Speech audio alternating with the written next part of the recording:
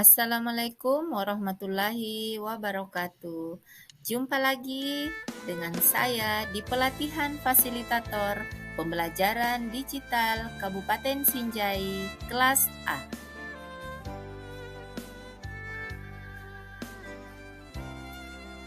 Bersama saya Ihsania SPD, lahir di Sinjai pada tanggal 7 November 1977. Unit kerja saya di SDN 1 Balang Mipa, Kecamatan Sinjai Utara, Kabupaten Sinjai. Dan alamat rumah saya di Jalan Dr. Samratulangi, Kabupaten Sinjai. Video kali ini merupakan tugas kelima di pelatihan fasilitator pembelajaran digital, yaitu membuat video pembelajaran di Canva. Mari saksikan bersama.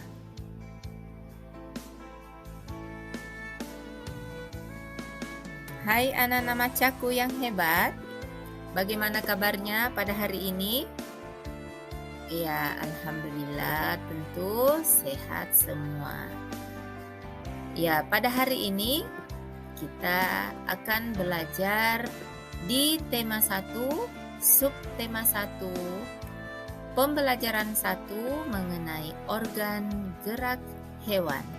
Tapi sebelumnya anak-anakku, sebelum kita belajar, jangan lupa membaca doa terlebih dahulu. Setelah itu, mari kita lanjut ke materi kita pada hari ini. Simak baik-baik anak-anakku ya. Hari Minggu adalah hari libur sekolah. Namun demikian, menurut Edo, hari Minggu bukanlah hari yang harus dilewatkan begitu saja. Sejumlah rencana telah ia persiapkan. Mulai dari memenuhi ajakan Beni untuk berlatih berenang, menemani Lani membeli buku, hingga pergi ke kandang kelinci. Dari sejumlah rencana tersebut, Edo lebih memilih untuk pergi ke kandang kelinci. Setelah membantu ibu membersihkan rumah, Edo pamit untuk berkunjung ke rumah Pak Rudi. Pak Rudi adalah peternak kelinci yang sukses di kampungnya. Kandang kelincinya sangat luas, terletak di pekarangan belakang rumah.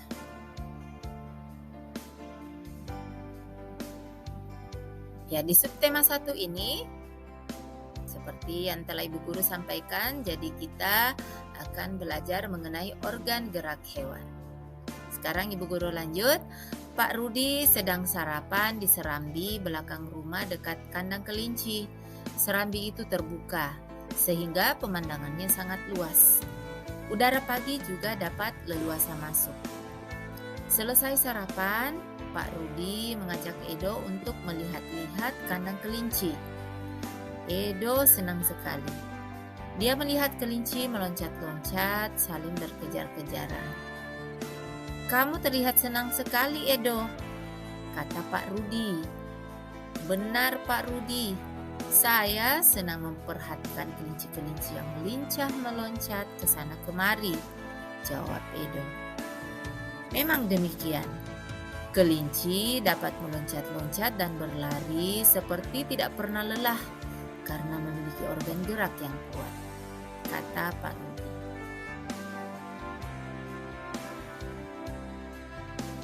Baiklah anak-anakku, pembelajaran 1 pada hari ini adalah organ gerak manusia dan hewan. Salah satu ciri dari makhluk hidup adalah bergerak. Jadi secara umum gerak dapat diartikan berpindah tempat atau perubahan posisi sebagian atau seluruh bagian dari tubuh. Makhluk hidup akan bergerak apabila ada rangsangan yang mengenai sebagian atau seluruh bagian tubuhnya. Gerak pada manusia dan hewan menggunakan organ gerak yang tersusun dalam sistem gerak. Organ gerak berguna untuk berjalan, berlari, melompat, meloncat, memegang, menggali, memanjat, berenang, dan sebagainya anak-anak. Jadi organ gerak pada hewan dan manusia anak-anakku itu memiliki kesamaan. Alat-alat gerak yang digunakan pada manusia dan hewan ada dua macam, yaitu alat gerak pasif berupa tulang dan alat gerak aktif berupa otot. Anak-anak hebatku, kedua alat gerak ini akan bekerja sama dalam melakukan pergerakan. Kerjasama antara kedua alat gerak tersebut membentuk suatu sistem yang disebut sistem gerak. Ya, itulah anak-anakku yang disebut dengan sistem gerak. Kemudian anak-anakku, tulang disebut alat gerak pasif. Kenapa demikian? Iya, betul sekali. Karena tulang tidak dapat bergerak dengan sendirinya ya. Tanpa adanya alat gerak aktif yang mempengaruhi tulang, maka tulang-tulang pada manusia dan hewan itu akan diam dan tidak dapat membentuk alat pergerakan yang sesungguhnya. Baik anak-anak macaku, jadi walaupun merupakan alat gerak pasif, akan tetapi tulang mempunyai peranan yang besar dalam sistem gerak manusia dan hewan ya. Kemudian otot disebut alat gerak aktif. Kenapa demikian? Iya, betul sekali.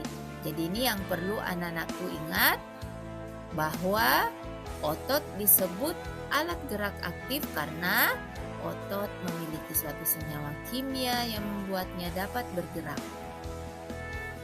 Dan pada saat otot yang menempel pada tulang bergerak, otot tersebut akan membuat tulang bergerak.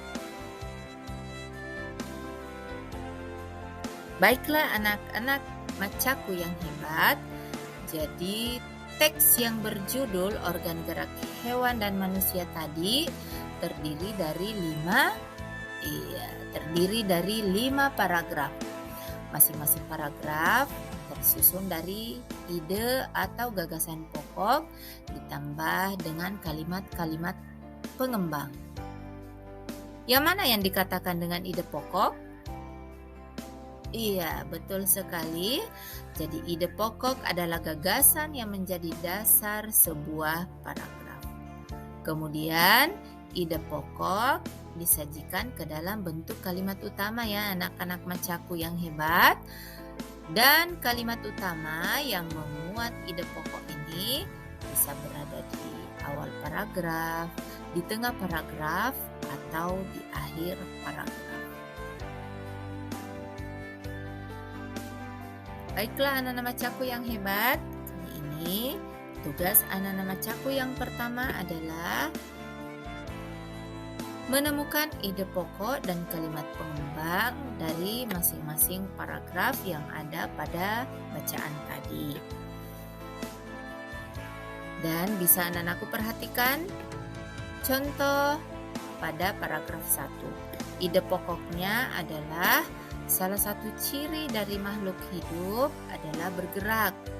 Kemudian kalimat pengembangnya adalah secara umum gerak dapat dikatakan berpindah tempat atau perubahan posisi sebagian atau seluruh bagian dari tubuh makhluk hidup. Baiklah anak-anak macaku yang hebat, untuk tugas berikutnya atau tugas yang kedua, kembangkanlah ide-ide pokok berikut yang ada pada sebuah paragraf.